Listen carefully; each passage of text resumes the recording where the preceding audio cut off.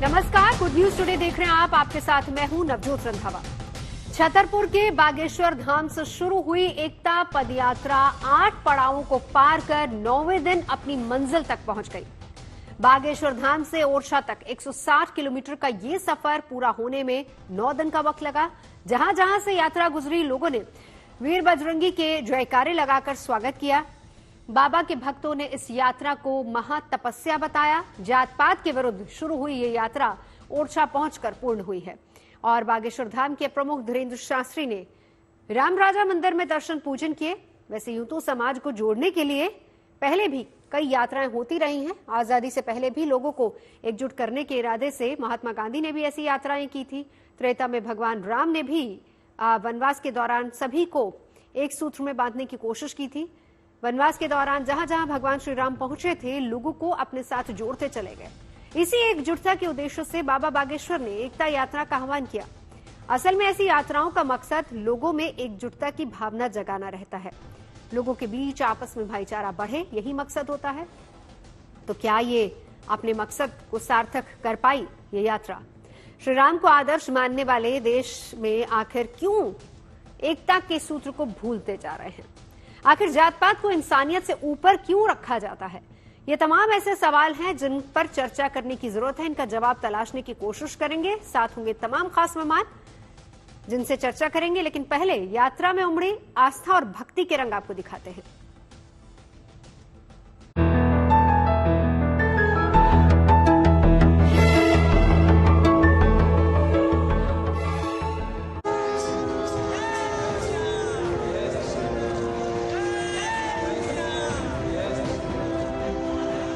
श्री राम।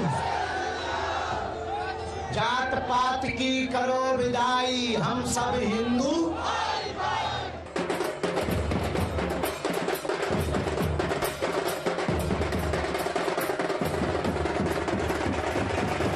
कहाँ से हो? भोपाल से गुरु जी। भोपाल से गुरु जी। तो कहाँ के हो? छापर के हैं। इस देश में उनके आका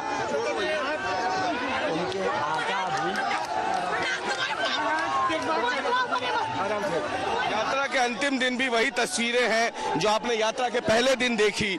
तमाम लोग जो हैं वो एक झलक बस पा लेना चाहते हैं, आशीर्वाद लेना चाहते हैं धीरेन्द्र कृष्ण शास्त्री का। और ये तस्वीरें साफ तौर पे जो ये देखिए, महिला रो रही है।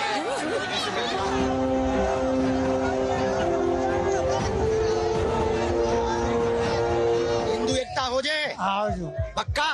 पक्का। जो जात पात मिटो चाहिए। हाँ। क्या नाम तुम्हारो? छुट्टियाँ कक्का। अरे तुम्हारी जय हो गए। अपन हाँ, अब जात पात में नहीं पढ़ने। हाँ। हिंदू एकता पे ध्यान देने।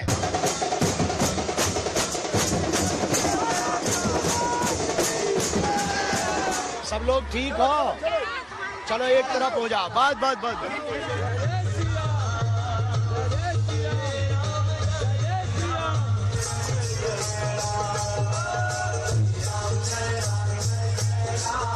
हर हाल में इस देश में हिंदुओं को जगाने का एक सुरूर है।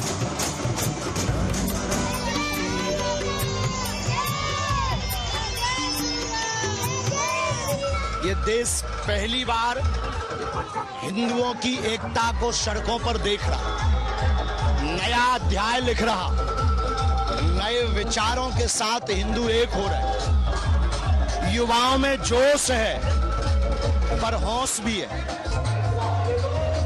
हिंदू संगठित है पर शांत भी है।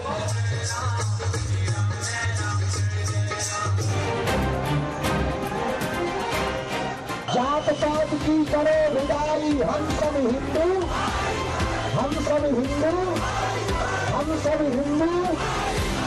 यूपी वालों जय सिया राम।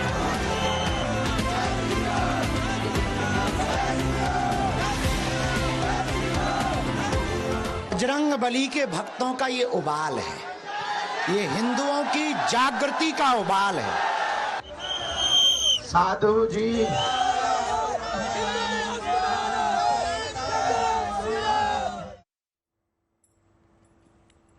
तो चलिए, और अपनी इस यात्रा को लेकर क्या कुछ कहा धीरेन्द्र शास्त्री ने वो भी हम आपको सुनवाएंगे, लेकिन उससे पहले मैं परिचय करा देती हूँ। खास मेहमान हमारे साथ जुड़ चुके हैं। हमारे साथ इस वक्त स्टूडियो में मेरे साथ मौजूद हैं उमेश आनंद जी महाराज, जूना अखाड़ा से हैं। बहुत बहुत स्वागत है आपका।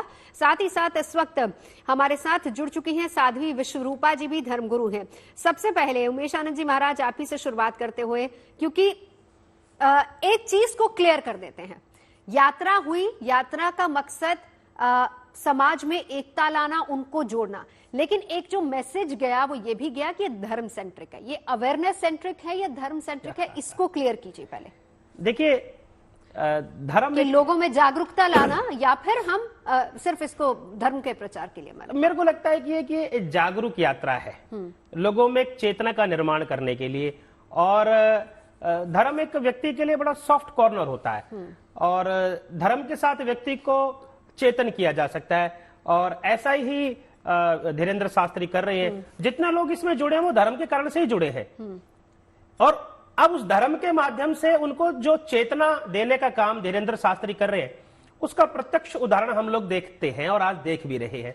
तो मेरा ये मानना है कि ये एक चेतना, अवेयरनेस यात्रा ज्यादा है। अब प्रश्न मन में कई बार ऐसा आएगा कि भाई किस प्रकार की अवेयरनेस होनी चाहिए। तो अवेयरनेस, वो सोया हुआ समाज, वो बिखरा हुआ हिंदू, वो छटा हुआ कटा हुआ, जिसकी चर्चा हम लोग सुनते हैं। देखिए क्या होता है कि भाई मैं सुबह से लेकर शाम तक वर्किंग कर रहा हूं, मेरी इम्यूनिटी धीरे धीरे करके नीचे चली जाती है।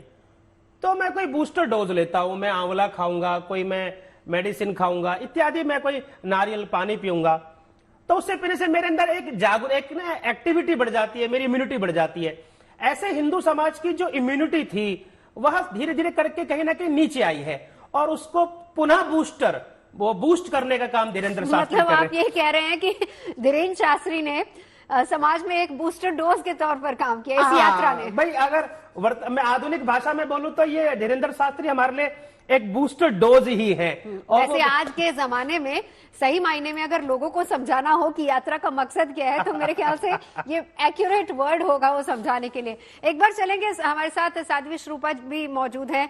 आपसे जानना चाहेंगे कि आपका क्या ओपिनियन है, धर्म सेंट्रिक या फिर अवेयरनेस सेंट्रिक, और क्या इससे जात पात का भेद मिट पाएगा? साध्वी विश्वरूपा।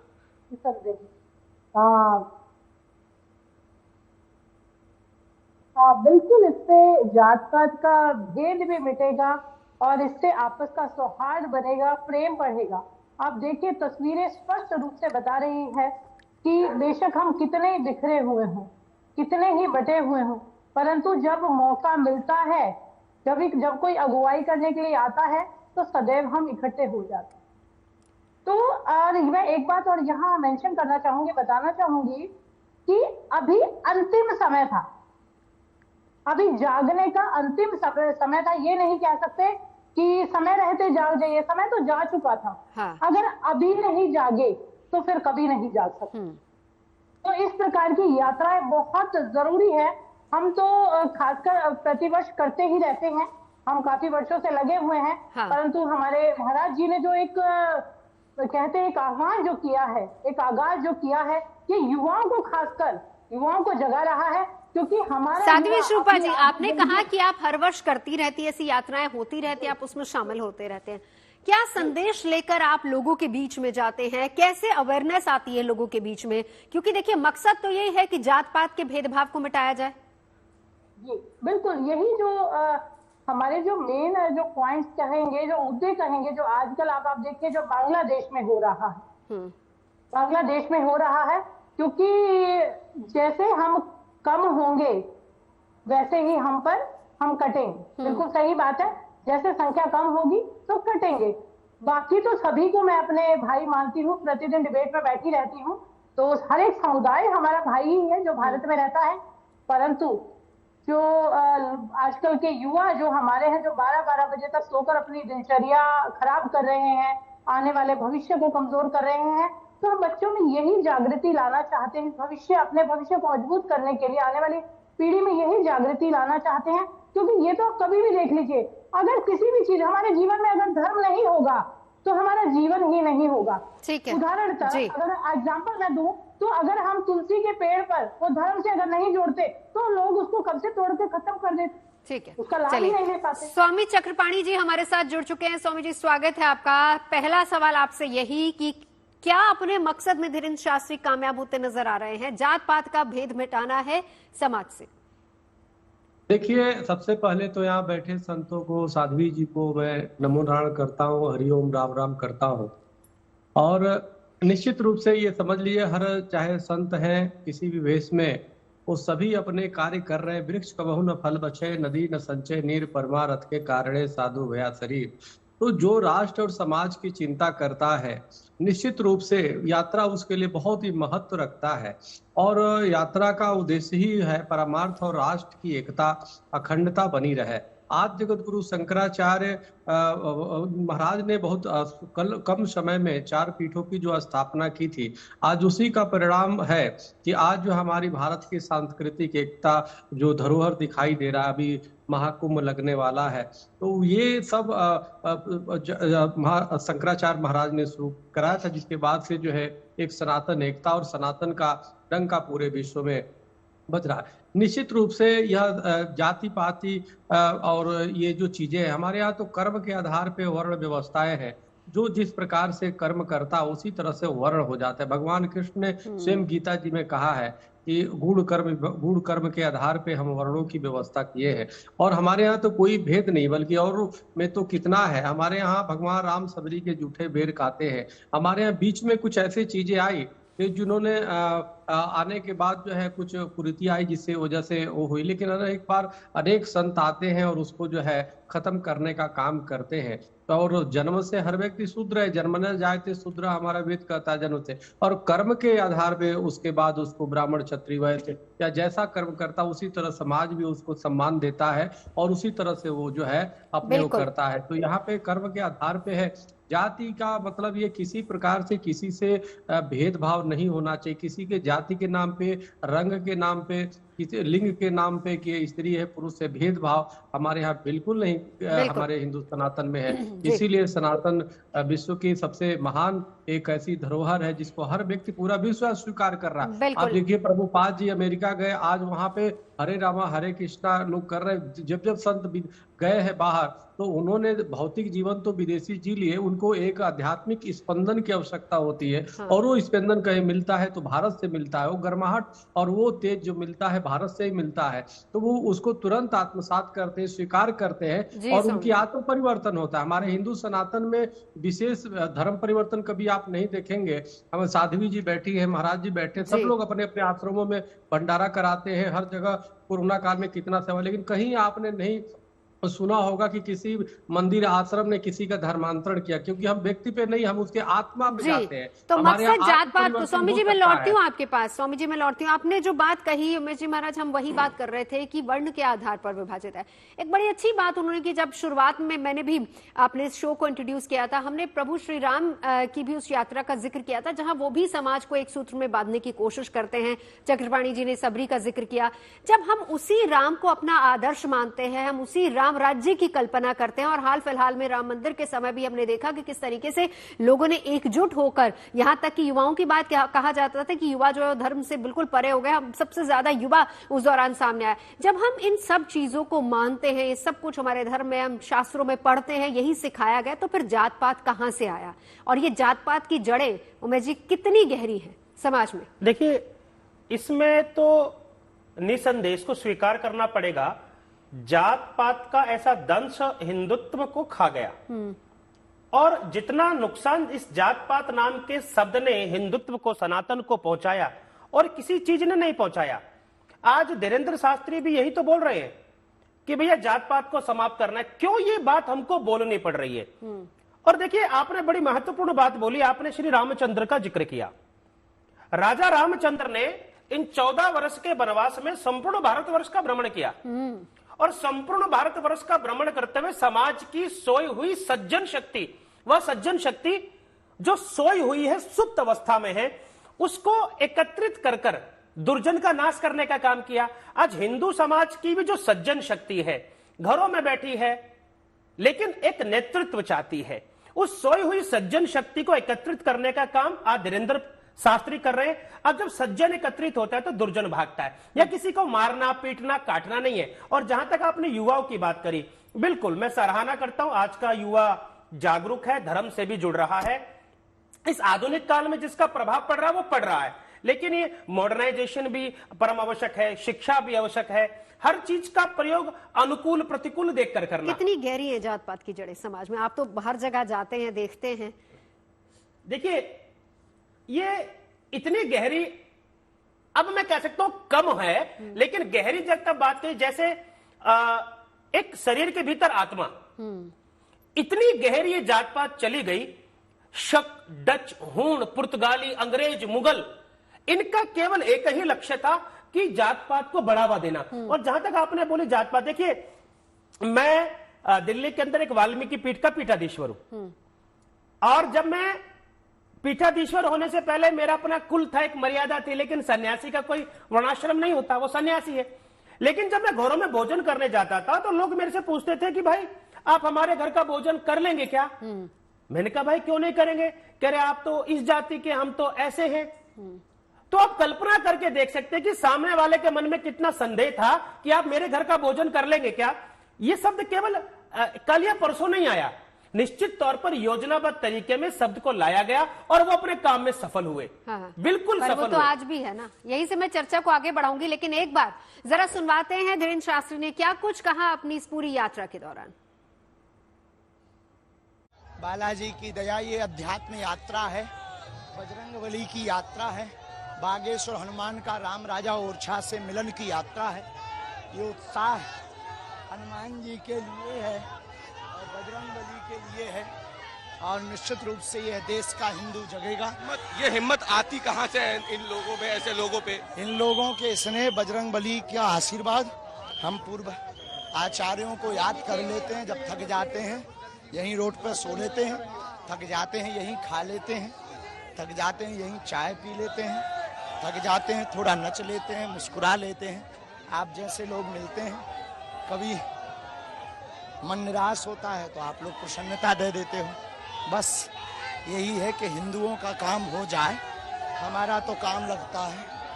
इस देश की सरकार की शिक्षा प्रणाली तो है, भारत शिक्षा बोर्ड है, भारतीय शिक्षा बोर्ड है, और वो शिक्षा तो दे रहे हैं। तो एक देश में एक समान शिक्षा व्यवस्था होनी चाहिए, समान शिक्षा पढ़ाई जानी चाहिए, और उनकी पढ़ाई अलग हो, हमारी पढ़ाई अलग हो।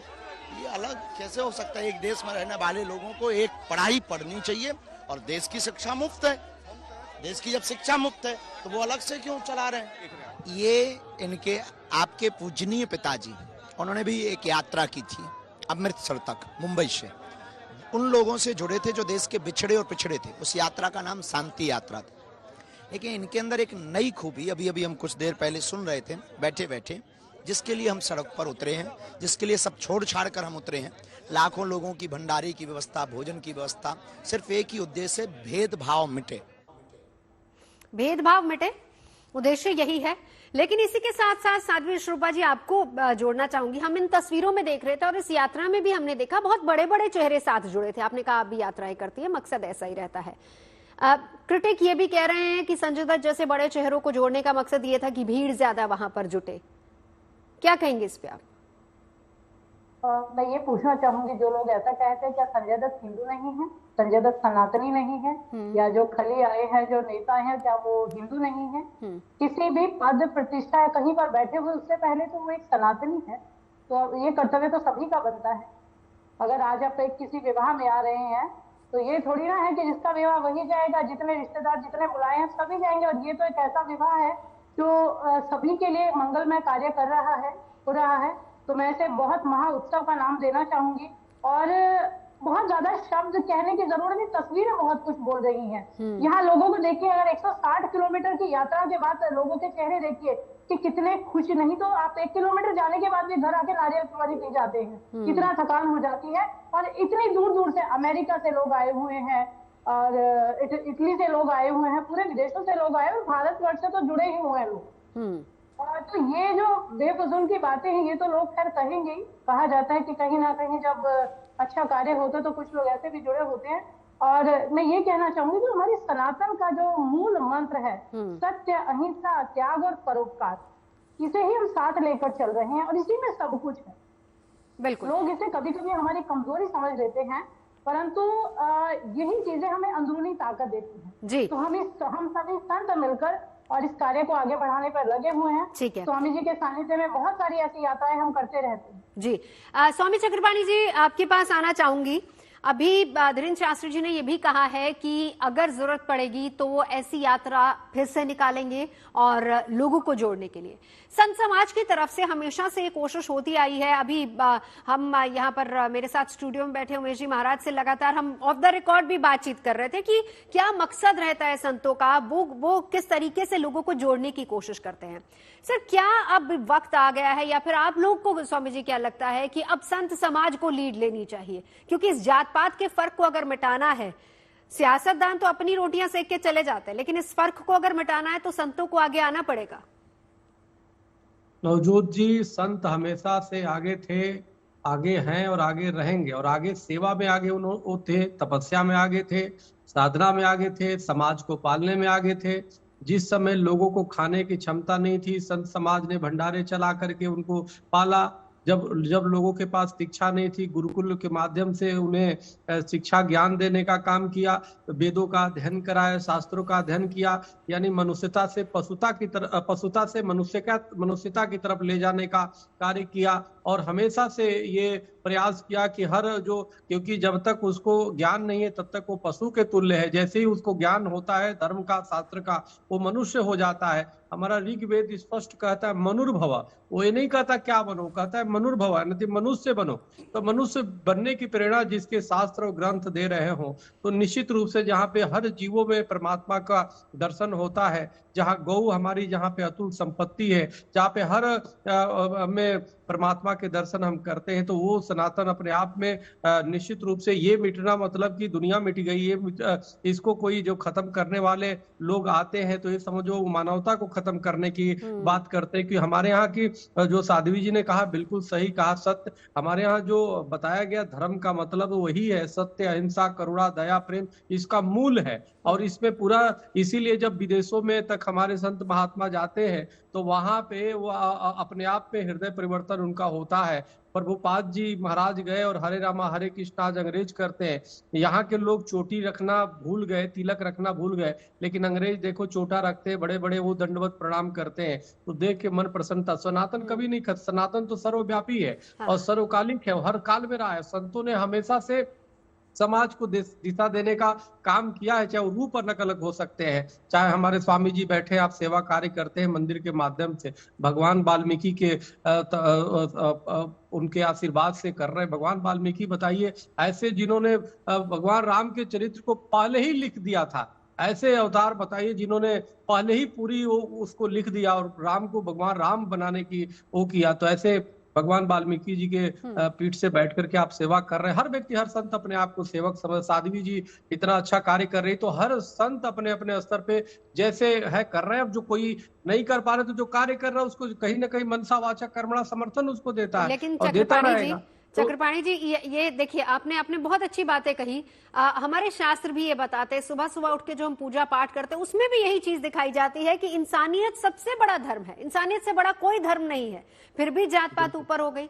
बावजूद इसके स्वामी जी ये भी देखिए कि आप लोग जो कार्य करें, ये सवाल मेरा आप तीनों से है, चक्रपाणी जी से इसका जवाब पहले ले लेती हूँ, कि आप लोग जो संत समाज कार्य कर रहा है, आप ही के पैरेलल आपको चैलेंज करने के लिए सामने सरकारें भी खड़ी है। जब टिकट वितरण होता है या फिर जब टिकट बांटे जाते हैं, हम देखते हैं कि जात पात वापस से बाउंड जाता है।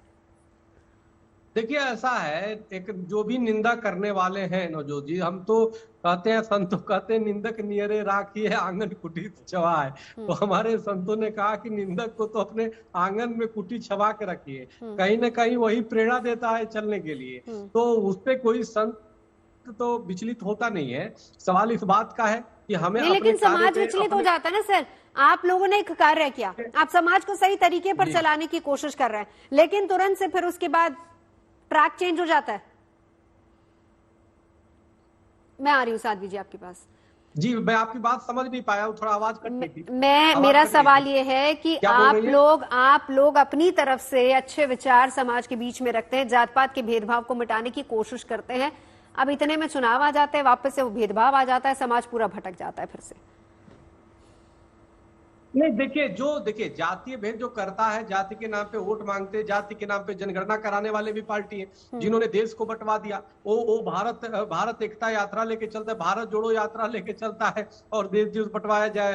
तो सवाल इस बात का जाति जनगणना की जो बात कर रहा है, लेकिन मुस्लिमों में, ईसाइयों में तो कितनी जातियां हैं, उसकी जनगणना की नहीं बात करेंगे, उनमें कितने फूट है। सवाल इस बात का, देखिए हम सब व्यक्ति अलग अलग हैं, भिन्न भिन्न है। सनातन क्या कहता है, हम भिन्न भिन्न है, लेकिन हमारे रूप रंग अलग अलग हो सकते हैं, लेकिन हम सब परमात्मा के संतान हैं, हम सब सप्त ऋषियों के जो है वंशज हैं। हम चक्रपाणी जी, इसका एक जवाब उमेश जी से भी ले लेती हूँ, मेरा वही सवाल आपसे भी। देखिए संक्षेप में, ब्रेक लेना में।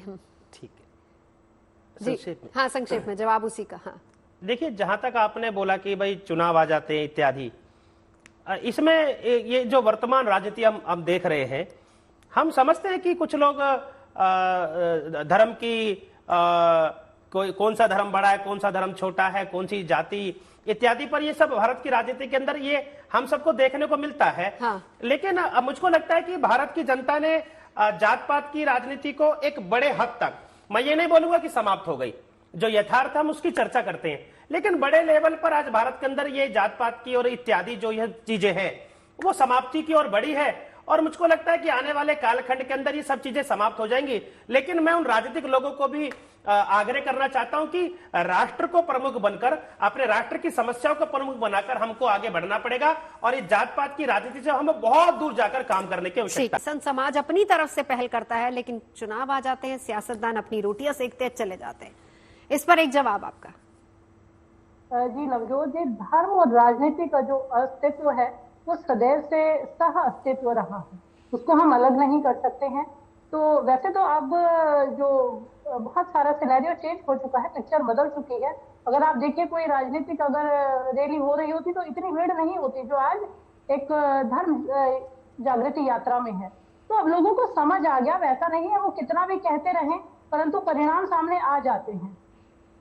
तो धर्म सदैव ही सर्वोपरि रहा है, तो बहुत ज्यादा इससे फर्क नहीं पड़ेगा। वो लोग अपनी रोटियां सेकते रहेंगे, परंतु हमारा कार्य है सत्य का साथ देना, लोगों को सही मार्ग पर, धर्म के मार्ग पर लेकर जाना। बिल्कुल। चक्रपाणी जी, ये सवाल मैंने उमेश जी से किया था, लेकिन आपसे मैं भी जानना चाहूंगी। पहला सवाल तो ये कि जात पात की जड़ें कितनी गहरी हैं हमारे समाज में, और दूसरा, क्या आज की डेट में आप ये मानते हैं कि इंसानियत से भी ऊपर है जात पात? नहीं, ये तो है ही नहीं है। इंसानियत तो सबसे पहला है, जो हमारा ऋग्वेद हमने पहले ही नहीं सर, ये कहा होना चाहिए चक्रपाणी जी, होना तो ये चाहिए, लेकिन रियलिटी समाज की क्या है? आप बहुत से लोगों से मिलते होंगे, रियलिटी क्या है ये बताइए। नहीं, देखिए कहीं कहीं अब राजनीतिक लोगों ने धर्मांतता कर दी हो, जाति में किसी भी तरीके से अंधे हो जाए तो अलग विषय है। लेकिन हमारे संत समाज ने शुरू से प्रयास किया, और संत तो जो भी बनता है उसमें लोकेशड़ा, वीतेशड़ा, पूतेशड़ा का परित्याग कर देता है। और आप नवजोत जी आश्चर्य होगा, इसीलिए नाम भी बदलता है, क्योंकि नाम और गोत्र भी बदल जाते हैं। उसके बाद आप देखेंगे जो नाम है उसके बाद वो परिवर्तन हो जाता है। तो उसका कारण ही है कि वो सर्व समाज के लिए हो जाता है, पूरे मनुष्य मात्र और प्राणी मात्र के लिए होता है। वो सबकी कल्याण की कामना करता है, वो यहाँ तक कि मनुष्य के साथ वो जीव जंतु और सबकी बातें करता है। तो इसीलिए कोई भी आप देखेंगे, हमारे यहाँ मतांतर तो बहुत है, लेकिन सभी वैदिक एक परंपरा से जुड़ा हुआ है। तो आदि जगत गुरु शंकराचार्य ने स्वल्प काल में जिस प्रकार से मठों की स्थापना की, जिस प्रकार से अखाड़ों की, उनका मात्र उद्देश्य यही था कि कैसे मानुष्यता का प्रचार, कैसे सनातन का प्रचार पूरे विश्व में हो। इसीलिए कुंभ लगता है। कुंभ लगने का भी मतलब ये था कि सभी अनेक मतांतर के लोग एक साथ बैठते थे। बैठने के बाद उस पर चर्चा परिचर्चा होती थी कि हम क्या अभी वर्षों में क्या करें। वो ठीक है कि हमारे यहाँ स्वर्ग और मोक्ष की कामना बताई गई है सनातन धर्म में। तो स्वर्ग मोक्ष का मतलब ये है कि हम अधिक से अधिक परोपकार करें, हम अधिक से अधिक परमात्मा का सुमिरन करें, हम सदाचरण करें, और सदाचरण और राष्ट्रभक्ति की भावना अपने अंदर रहे। और धर्म के अस्तित्व ने ही धर्म की सत्ता ने ही लोगों में राष्ट्रवाद से लेकर के और तमाम जो सेवा की भावना वो जागृत किया है। जब मंदिर में जाता है, आश्रम में जाता है, मठ में जाता है, तभी वो दान की महत्ता को समझता है। हम कि किसे दान करना है, किसे नहीं, तभी वो समझता है कि औरों में देने में या माता पिता की हमें कैसे सम्मान है, हमें गुरुओं का कैसे सम्मान करना है, हमें समाज की सेवा कैसे करनी है। तो और जो राजनेता अगर धर्म और मठों से जुड़ा होता है, धर्म गुरुओं से जुड़ा होता है, तो वो सेवा समझ के राजनीति को एक सेवा माध्यम बताता है। आप जरा सोचिए कि किस तरीके से आप आचार्य चाणक्य ने भी राजनीति की सत्ता को वो सेवा माध्यम बनाया, इसीलिए नंदवंश को नाश करके अपने शिष्य को बनाने का काम तो यही चाहिए ना चक्रपाणी जी, सियासत सेवा के लिए होनी चाहिए। लेकिन यहाँ से एक और सवाल उमेश जी महाराज की, जातपात की जो गहरी जड़ें हैं, संत समाज अपनी तरफ से काम कर रहा है, आपको लग नहीं रहा कि सियासतदानों को भी एक पहल करनी चाहिए, हमारी जो सरकारें हैं उनकी तरफ से भी पहल होनी चाहिए? देखिए, संत समाज तो प्रमुखता से इस विषय को देखता ही है। जहां तक राजनीतिक क्षेत्र का विषय है, निश्चित तौर पर अगर कहीं गिरावट है तो वो राजनीतिक क्षेत्र में ही है।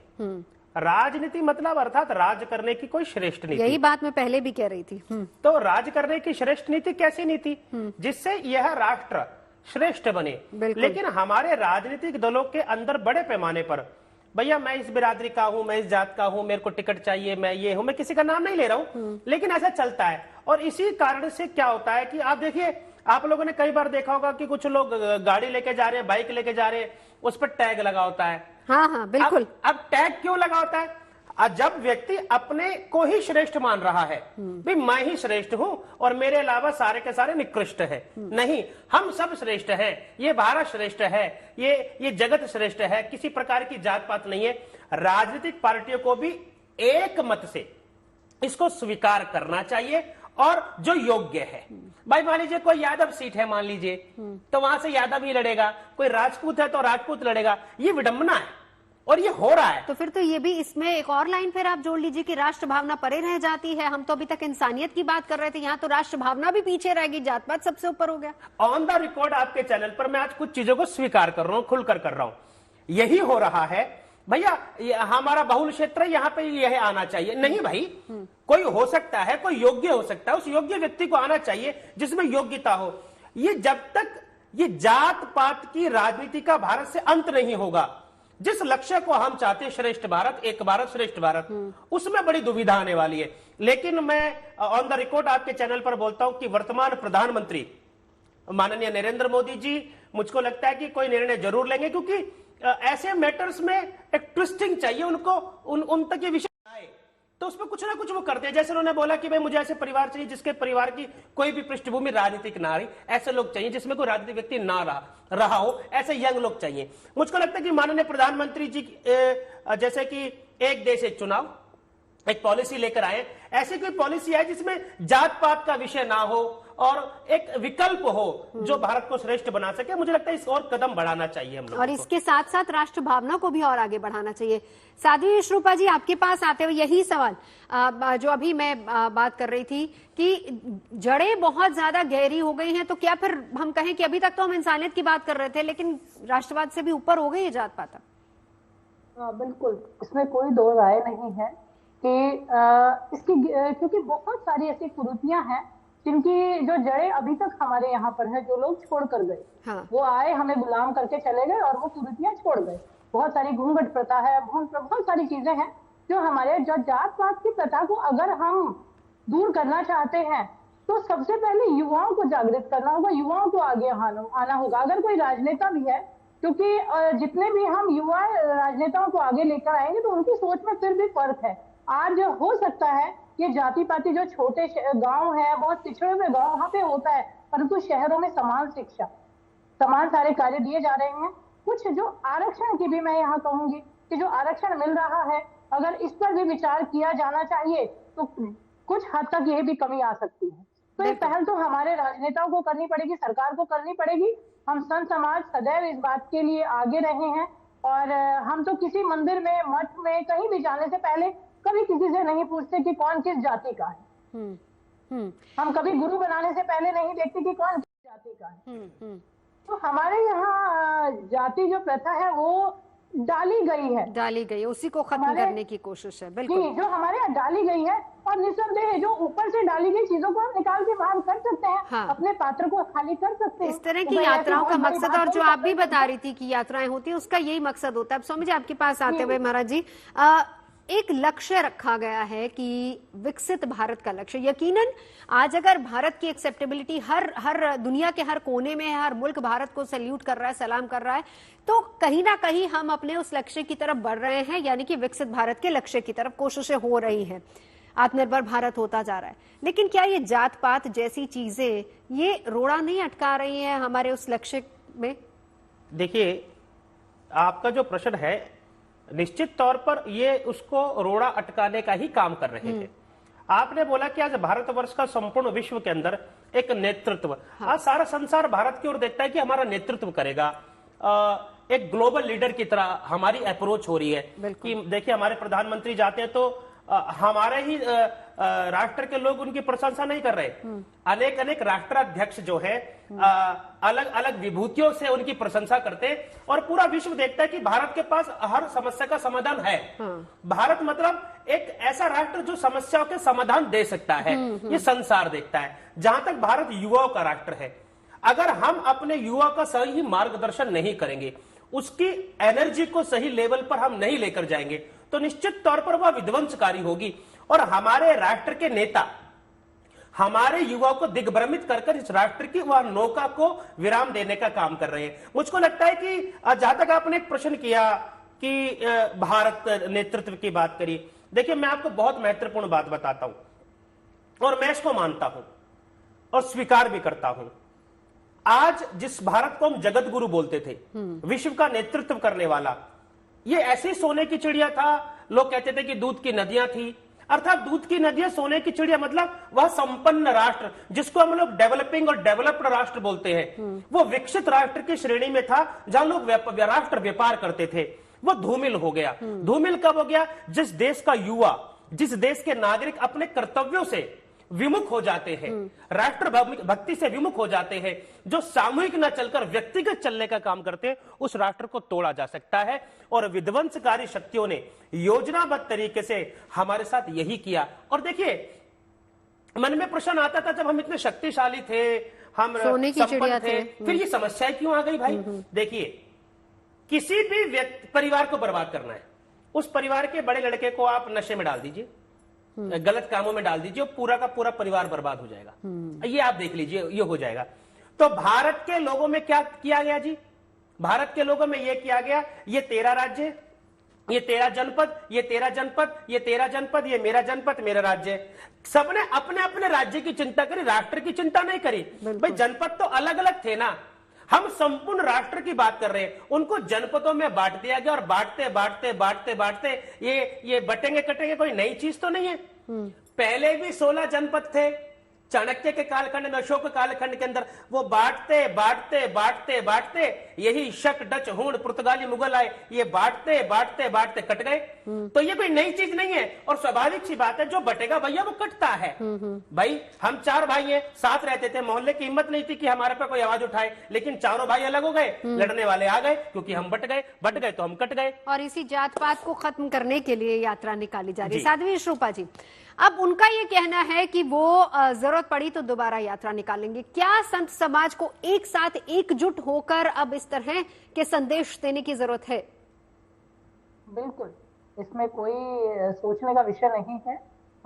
100% हम सभी को साथ आना चाहिए।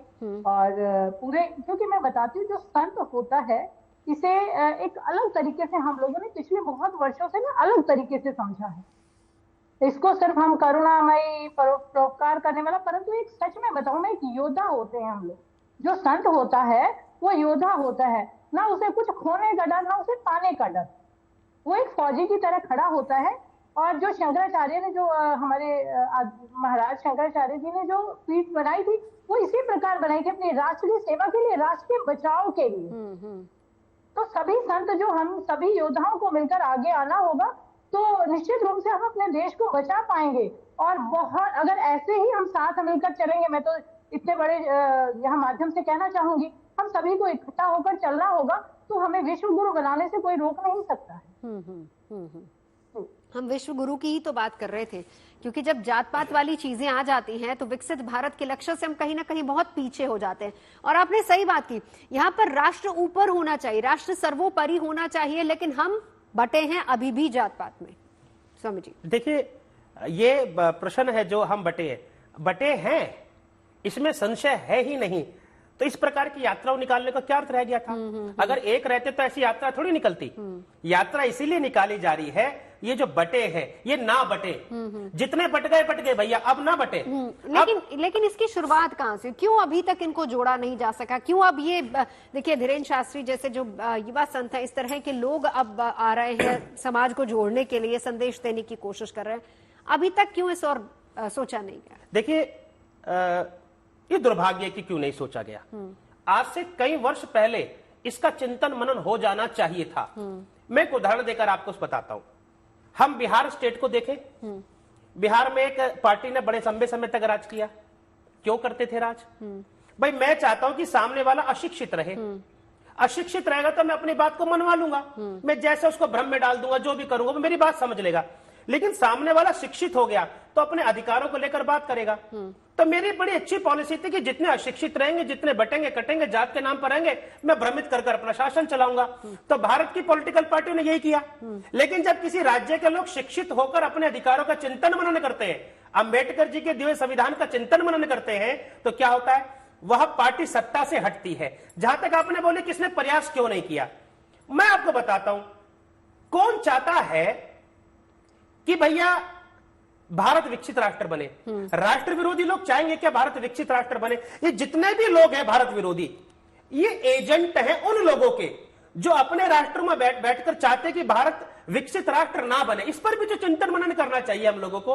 वो कौन लोग हैं जो नहीं चाहते कि भारत के अंदर हमेशा कहते ना वो समतल बना रहे, भारत में अस्थिरता बनी रहे? वो कौन शक्ति है जो भारत को अस्थिर करना चाहती है? और भारत के अस्थिर होने से लाभ किसको है? मैं आपको बोल रहा हूं, ऑन द रिकॉर्ड बोल रहा हूं, भारत और पाकिस्तान में, भारत और चाइना के अंदर, भारत और बांग्लादेश में, ठीक है, जो आज मुद्दे चल रहे हैं, लेकिन कुछ शक्तियां बाहर बैठी हैं, वो चाहती हैं कि समय समय पर भारत में अस्थिरता उत्पन्न होती रहे, आतंकवाद बढ़ता रहे। एक देश है जो F-16 आपको भी देगा, F-16 पाकिस्तान को भी देगा। जो आतंकवाद को प्रमोट कर रहा है, आप उसको F-16 देते हैं, क्योंकि हमारे बीच में अस्थिरता उत्पन्न रहेगी। वो यही चाहता है कि भारत डेवलपमेंट ना करे। यही भारत में हो रहा है। नहीं तो उसी चीज को तो अच्छा, यहाँ पर एक और जिक्र जो आपने शिक्षा की बात कही कि शिक्षित होना जरूरी है, धीरेन्द्र शास्त्री ने भी इस बात का जिक्र किया अपनी इसी यात्रा के दौरान कि देखिए, शिक्षा का भी प्रचार उतना ज्यादा होना चाहिए ताकि हमें हमारे राइट्स, हमें पता चले कि हम कहाँ गलत है, कहाँ सही है, जात पात जरूरी है, इंसानियत जरूरी है या राष्ट्र सर्वोपरि है। देखिए,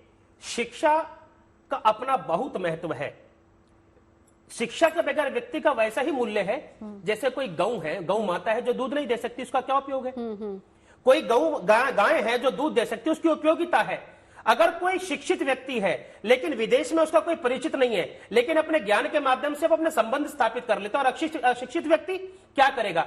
मुझको लगता है कि शिक्षा सर्वोत्तम साधन है अपनी बात को अप्रोच करने का। और जहां तक यंग जनरेशन है, भाई मैं अगर यंग जनरेशन से इंटरेक्ट करना चाहता हूं, बिकॉज ये टाइम है ग्लोबलाइजेशन का। इस ग्लोबलाइजेशन में मेरे को फ्रेंच भी चाहिए, जर्मन भी चाहिए, रशियन भी चाहिए, फ्रेंच भी चाहिए, मुझे सारी लैंग्वेजेस आनी चाहिए, बिकॉज मैं अपनी संस्कृति को किस प्रकार से प्रमोट कर सकता हूं। मैं वो हिंदी नहीं जानता, वो तो जर्मन जानता, मुझे जर्मन है कि मैं ग्लोबलाइजेशन में अपनी संस्कृति को बता पाऊंगा। तो शिक्षा तो परम है, शिक्षा भी सबसे बड़ा टूल है। चलिए, वक्त की कमी है, बहुत बहुत शुक्रिया साध्वी जी, आपका भी बहुत बहुत शुक्रिया, आप यहाँ पर चर्चा में हमारे साथ जुड़ी।